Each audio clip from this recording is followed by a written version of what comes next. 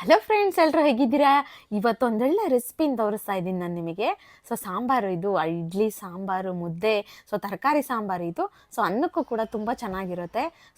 ನಾನು ಬೆಳಗ್ಗಿನ ವ್ಲಾಗು ಇದು ತೋರಿಸ್ತಾ ಇದ್ದೀನಿ. ಬೆಳಗ್ಗೆನೇ ಆ ರಂಗೋಲಿ ತೋರಿಸಿದಲ್ವಾ, ಅದು ಹಾಕಿದಷ್ಟು ಟೈಮೂ ಇರಿಸಲ್ಲ ನನ್ನ ಮಗ, ಅಳಿಸ್ಬಿಡ್ತಾನೆ ನಾನು ಈ ಕಡೆ ಬಂದ ತಕ್ಷಣ.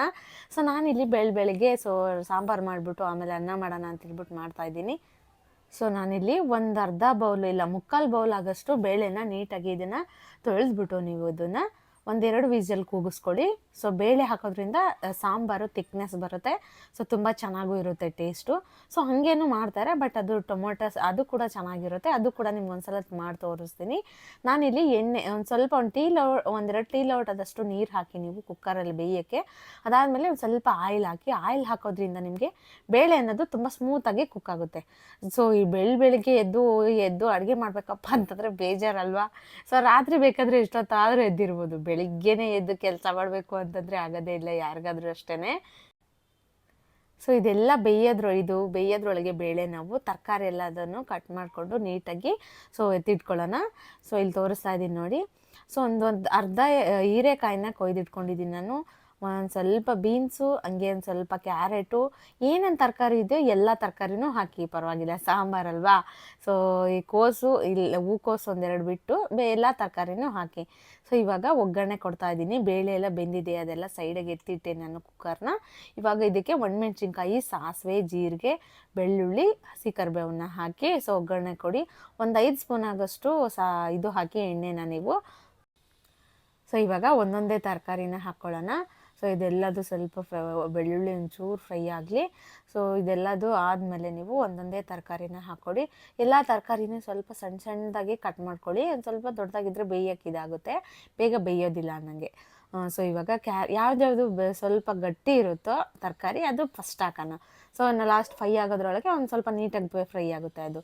ಕ್ಯಾರೆಟ್ ಹಾಕಿದೆ ನಾನಿಲ್ಲಿ. ಒಂದು ಸ್ವಲ್ಪ ಬೀನ್ಸು ಹಾಕಿದ್ದೀನಿ. ಇವಾಗ ಆಲೂಗಡ್ಡೆನ ಹಾಕ್ಕೊಳ್ಳಿ.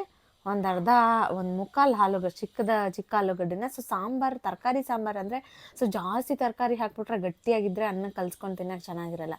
ಅದಕ್ಕೋಸ್ಕರ ನಾವು ಸ್ವಲ್ಪನೇ ಹಾಕ್ಕೊಳ್ಳೋಣ ತರಕಾರಿ.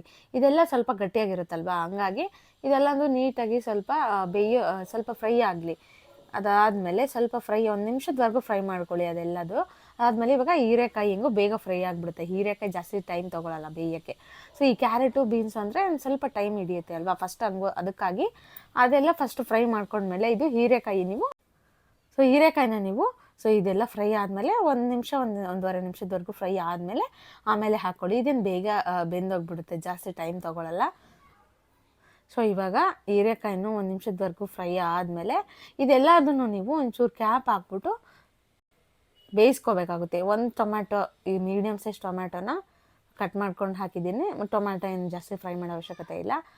ಇದೆಲ್ಲದು ಈಗ ಫ್ರೈ ಆದಮೇಲೆ ಇದನ್ನು ನೀವು 1-2 ನಿಮಿಷದವರೆಗೂ ಕ್ಯಾಪ್ ಇಟ್ಬಿಟ್ಟು ನೀವು ಮುಚ್ಚಳ ಮುಚ್ಚಿಬಿಟ್ಟು ಸ್ವಲ್ಪ ಬೇಯಿಸ್ಕೊಳ್ಳಿ. ಹಂಗಾದರೆ ಸ್ವಲ್ಪ ನೀಟಾಗಿ ಬೇಯುತ್ತೆ ತರಕಾರಿ ಎಲ್ಲ. ಇವಾಗ ಬೇಳೆನ ಹಾಕಿ ನಿಮಗೆ ಸಾಂಬಾರು ಇಡ್ಲಿಗೆ ಬೇಕಾ, ಇಲ್ಲಾಂದರೆ ದೋಸೆಗೆ ಬೇಕಾ ಅಂತಂದರೆ ಸ್ವಲ್ಪ ತಿಳಿಯಾಗಿ ಜಾಸ್ತಿ ನೀರು ಹಾಕ್ಕೊಳ್ಳಿ. ಅನ್ನ ಮುದ್ದೆ ಆದರೆ ಒಂಚೂರು ಕಡಿಮೆ ನೀರು ಹಾಕಿ.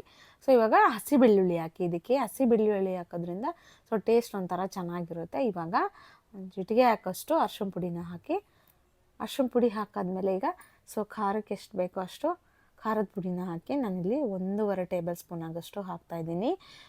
ನೀವು ಖಾರ ಕಡಿಮೆ ತಿನ್ನೋರಾದರೆ 1 ಸ್ಪೂನ್ ಹಾಕಿದ್ರೆ ಸಾಕಾಗುತ್ತೆ. ಈ ಸಾಂಬಾರು ತುಂಬ ಚೆನ್ನಾಗಿರುತ್ತೆ ನಿಜವಾಗ್ಲೂ. ಸಿಂಪಲ್ಲಾಗೇ ತೋರಿಸಿದ್ದೀನಿ ನಾನು, ಜಾಸ್ತಿ ಏನು ಕಷ್ಟ ಇಲ್ಲ. 1 ಸ್ಪೂನು ಇಲ್ಲ 1.5 ಸ್ಪೂನ್ ಆಗೋಷ್ಟು ಸಾಂಬಾರು ಪುಡಿನ ಹಾಕಿ ಇದೆಲ್ಲ ಹಾಕಿ ನೀಟಾಗಿ ಕಲಿಸ್ಬಿಟ್ಟು ಕುದಿಯೋದಕ್ಕೆ ಬಿಡಿ ಸಾಂಬಾರು. ಹೆಂಗೆ ಗೊತ್ತಾ, ಇದು ಬೇಯುವಾಗ ಜಾಸ್ತಿ ಬೇಯೋದಿಲ್ಲ ತರಕಾರಿ ಅಲ್ಲ, ಹಂಗಾಗಿ ನಾವು ಫ್ರೈ ಮಾಡ್ಕೊಂಡಾಗಲೇ ಅರ್ಧ ಬೆಂದ್ಬಿಡಬೇಕು ಇದೆಲ್ಲದು. ಇವಾಗ ಉಪ್ಪು ಹಾಕ್ಕೊಂಡು ಕಲಿಸ್ಕೊಂಡು ನೀಟಾಗಿ ಬೇಯಿಸೋಕೆ ಇಟ್ಕೊಳ್ಳಿ ಇದೆಲ್ಲದನ್ನು. ಸ್ವಲ್ಪ ಮೀಡಿಯಮ್ ಫ್ಲೇಮಲ್ಲಿ ಇಟ್ಬಿಟ್ಟು ಬೇಯಿಸ್ಕೊಳ್ಳಿ ಇದೆಲ್ಲದನ್ನು. ಇವಾಗ ಏನು ಮಾಡ್ತೀರಾ ನೀವು, ಹುಣಸೆ ಹಣ್ಣನ್ನ ಒಂದು ಗಾತ್ರ, ನಿಂಬೆಹಣ್ಣು ಗಾತ್ರ ಇಲ್ಲ ನಿಂಬೆಹಣ್ಣಿಗಿಂತ ಸ್ವಲ್ಪ ಕಮ್ಮಿ, ಜಾಸ್ತಿ ಹುಳಿ ಆದರೆ ಸಾಂಬಾರು ತಿನ್ನೋಕ್ಕಾಗಲ್ಲ. ಅದನ್ನು ಹುಣಸೆ ಹಣ್ಣನ್ನು ನೆನೆಸಿಟ್ಕೊಂಡು ಸೊ ಇದೆಲ್ಲದನ್ನು ನೀವಾಗ ರಸ ಹಿಂಡ್ಕೊಂಡು ನೀಟಾಗಿ ರಸ ಎಲ್ಲದು ಹಿಂಡ್ಕೊಳ್ಳಿ. ಸೊ ಅದಕ್ಕೆ ರೊಟ್ಟಿ ಕಾಣ್ತಾ ಇದೆ ನಿಮಗೆ. ಸೊ ಅದು ರಾತ್ರಿ ಮಾಡಿರೋ ರೊಟ್ಟಿ. ಸೊ ಮಿಕ್ಕೋಗ್ಬಿಟ್ಟಿದೆ, ಈಗ ಸಾಂಬಾರಿಗೆ ತಿನ್ನಬೇಕು. ಸೊ ಏನಾದ್ರು ಬಿಸಾಕ್ಬೇಕಂದ್ರೆ ಹೊಟ್ಟೆಲ್ಲ ಹುರಿದೋಗುತ್ತಪ್ಪ ಅಲ್ವಾ, ಏನು ಮಾಡೋದು, ಎಲ್ಲ ಕೈ ಎಳ್ತೆ ಕರೆಕ್ಟಾಗಿ ಇಷ್ಟೇ ಮಾಡಬೇಕಂದ್ರೆ ಇಷ್ಟೇ ಆಗಲ್ಲ ಅಲ್ವಾ. ಸೊ ಹೆಚ್ಚು ಕಡಿಮೆ ಆಗ್ತಾ ಇರುತ್ತೆ. ಸೊ ಬಿಸಾಕೋದು ಬೇಡ. ಒಂದು ವೇಳೆ ತಿನ್ನೋದಾದರೆ ಸಣ್ಣ ಮಕ್ಕಳಿಗೆ ಆ ಥರ ದೊಡ್ಡ ವಯಸ್ಸಾಗಿರೋರಿಗೆ ಇಡಬೇಡಿ. ನಾವು ವಯಸ್ಸಲ್ಲಿರೋರು ಸೊ ಮಿಕ್ಕಿರೋದು ಏನಾದ್ರು ಇದ್ದರೆ ತಿನ್ನೋಣ, ಸುಮ್ಮನೆ ಬಿಸಾಕೋದು ಯಾಕೆ ಅಲ್ವಾ. ಸೊ ಇದೆ ನೀರು, ಹುಣಸೆ ಹಣ್ಣು ರಸ ಇದು ಲಾಸ್ಟಲ್ಲಿ ಹಿಂಡಬೇಕು ನೀವು. ಸಾಂಬಾರು ಇನ್ನೇನು ಒಂದು 3/4% ಬೆಂದಿದೆ, ಇನ್ನೊಂದು 1/4% ಇದೆ ಬೇಯೋಕ್ಕೆ ಅನ್ನುವಾಗ ಲಾಸ್ಟಲ್ಲಿ ಹುಳಿ ಹಿಂಡಬೇಕು. ಫಸ್ಟೇ ಹುಳಿ ಹಿಂಡ್ಬಿಟ್ರೆ ಇನ್ನು ಲಾಸ್ಟಲ್ಲಿ ಹುಳಿ ಏನೂ ಇರೋದಿಲ್ಲ. ಸೊ ಸಾಂಬಾರು ನೋಡಿ ಲಾಸ್ಟ್ ಫೈನಲ್ ಸ್ಟೇಜಿಗೆ ಬಂದಿದೆ. ಸೊ ನೋಡುತ್ತಾ ಇದ್ದೀರಲ್ಲ, ಸೊ ಎಲ್ಲ ನೀಟಾಗಿ ಸಖತ್ತಾಗಿ ಬರ್ತಾ ಇದೆ ಅರೋಮ. ಸೊ ಈ ಸಾಂಬಾರನ್ನ ಬಿಸಿ ಬಿಸಿ ಇಡ್ಲಿ, ಇಲ್ಲಾಂದರೆ ದೋಸೆ, ಅನ್ನ, ಮುದ್ದೆ ಯಾವುದಕ್ಕಾದರೂ ಪರ್ಫೆಕ್ಟ್ ಕಾಂಬಿನೇಷನ್ ಅಂತಲೇ ಹೇಳ್ಬೋದು. ಸೊ ಆಲ್ ಇನ್ ಒನ್ ಅಂತಲೇ ಹೇಳ್ಬೋದು. ಸೊ ದಯವಿಟ್ಟು ಒಂದು ಸಬ್ಸ್ಕ್ರೈಬ್ ಮಾಡ್ಕೊಂಡು ಸಪೋರ್ಟ್ ಮಾಡಿ ಫ್ರೆಂಡ್ಸ್. ಸೊ ಫಸ್ಟೇ ನಾನು ಸಾಂಬಾರು ಮಾಡಾದ್ಬಿಟ್ಟು ಸೊ ಮುಂದೆಗಡೆ ಎಲ್ಲ ಕಸ ಗುಡಿಸ್ಬಿಟ್ಟು ಸೊ ನೀಟಾಗಿ ನೀರು ಹಾಕಿ ಎಲ್ಲ ತೊಳೆದ್ಬಿಟ್ಟು ನನ್ನ ಮಗನಿಗೆ ಹಾಲು ಕುಡಿಸಿ ಸೊ ಡೈಪರೆಲ್ಲ ಚೇಂಜ್ ಮಾಡಿ ಇವಾಗ ಸೊ ಬಾಗಿಲು ತೊಳೆದ್ಬಿಟ್ಟು ಎಲ್ಲ ಮುಂದೆಲ್ಲ ನೀರು ಹಾಕಿ ಗುಡಿಸಿ ಸೊ ಇವಾಗ ಬಾಗಿಲಿಗೆ ಬಟ್ಟೆಲ್ಲ ಇಟ್ಬಿಟ್ಟು ರಂಗೋಲಿ ಹಾಕೋದು.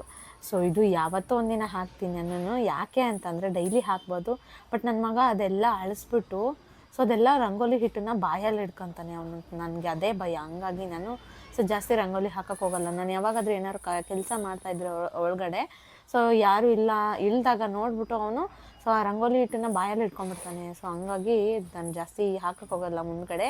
ಸೊ ಬೆಳಿಗ್ಗೆನೇ ಊರ ಕಡೆ ಎಲ್ಲ ತುಂಬ ದೊಡ್ಡ ಅಂಗಳ ಇರುತ್ತೆ ಅಲ್ವಾ. ಸೊ ನೀಟಾಗಿ ಎಷ್ಟು ದೊಡ್ಡ ರಂಗೋಲಿ ಬೇಕಷ್ಟು ದೊಡ್ಡ ರಂಗೋಲಿ ಬಿಡಿಸ್ಬೋದು. ಸಿಟಿ ಕಡೆ ಗೊತ್ತಲ್ವಾ, ಇರೋದಿಷ್ಟು ಜಾಗ, ಸೊ ಅದೇನೋ ಅಂತಾರಲ್ಲ ಆ ರೀತಿ ಅದರಲ್ಲೇ ಎಲ್ಲ ಮಾಡ್ಕೋಬೇಕು. ಸೊ ನಾನಿವತ್ತು ಇಂಟರ್ವ್ಯೂಗೆ ಹೋಗೋಣ ಅಂತ ಅಂದ್ಕೊಂಡಿದ್ದೀನಿ. ಸೊ ಏನಾಗುತ್ತೋ ಗೊತ್ತಿಲ್ಲ. ನಿಜವಾಗ್ಲೂ ಮನೆಯಲ್ಲಿ ಒಬ್ಬರೇ ಸಂಪಾದನೆ ಮಾಡಿಬಿಟ್ಟು, ಅದು ಸಿಟೀಲಿದ್ದಾಗ ಸೊ ಒಬ್ಬರೇ ಸಂಪಾದನೆ ಮಾಡಿಬಿಟ್ಟು ಮನೆ ಬಾಡಿಗೆ ಕಟ್ಟೋದು, ಖರ್ಚು ಅದೆಲ್ಲ ನೋಡ್ಕೊಳಕ್ಕಾಗಲ್ಲ ಅಲ್ವಾ. ಸೊ ನನ್ನ ಮಗ ಚಿಕ್ಕವನೇ ಆದ್ರೂ ನಮ್ಮ ಮನೆಯವರೊಬ್ಬರೇ ಇದು ಮಾಡೋದು ಆಗ್ತಾಯಿಲ್ಲ. ಸೊ ನಾನು ನೋಡೋಕ್ಕಾಗ್ತಾಯಿಲ್ಲ. ಸೊ ನೋಡೋಣ, ಒಂದು ವೇಳೆ ಸೆಟ್ ಆದರೆ ಹೋಗೋಣ ಅಂತ ಹೇಳ್ಬಿಟ್ಟು ಹೋಗಬೇಕು. ಸೊ ನೋಡಬೇಕು ಅಲ್ಲಿ ಹೋದ್ಮೇಲೆ ಏನಾಗುತ್ತೆ ಅಂತ ಹೇಳ್ಬಿಟ್ಟು. ಸೊ ಸ್ಯಾಲ್ರಿನೂ ಕಡಿಮೆ ಹೇಳ್ತಾ ಇದ್ದಾರೆ. ಯಪ್ಪ ಇವಾಗಿನ ರೇಟಿಗೂ ದೇವರೇ, ಈ ಕರ್ನಾಟಕದಲ್ಲಿ ಇವಾಗ ಬಸ್ ಫ್ರೀ ಅಂತಂದುಬಿಟ್ಟು ಕರ್ನಾಟಕದಲ್ಲಿ ಇನ್ನೇನು ಫ್ರೀ ಆಗಿಲ್ಲ. ಸೊ ಕಡಿಮೆನೂ ಇಲ್ಲ ರೇಟು. ಸೊ ಮಿನಿಮಮ್ ಅಂದ್ರೂ ಬೆಂಗಳೂರಲ್ಲಿ ಜೀವನ ಮಾಡೋದಕ್ಕೆ ಒಬ್ಬೊಬ್ರಿಗೆ 50,000 ಬಂದ್ರೂ ಕಡಿಮೆ ಅಂತಲೇ ಅನಿಸುತ್ತೆ. ಯಾಕೆ ಅಂತಂದರೆ ಆ ರೀತಿಯಾಗಿದೆ ರೇಟ್ಗಳು. ಸೊ ಈ ಮನೆ ಬಾಡಿಗೆನೇ 8,000 9,000 ಇದ್ದರೆ ಇನ್ನು ಬಂದಿದ್ದ ಸಂಬಳದಲ್ಲಿ ಅರ್ಧಕ್ಕರ್ಧ ಅದಕ್ಕೆ ಕಟ್ಟಿದ್ರೆ ಇನ್ನೇನು ಉಳಿಸೋದಲ್ವಾ. ಸೊ ಇದೊಂದೇ ರಂಗೋಲಿನೇ ನನಗೂ ಬರೋದು, ಜಾಸ್ತಿ ರಂಗೋಲಿಗಳು ಬರಲ್ಲ.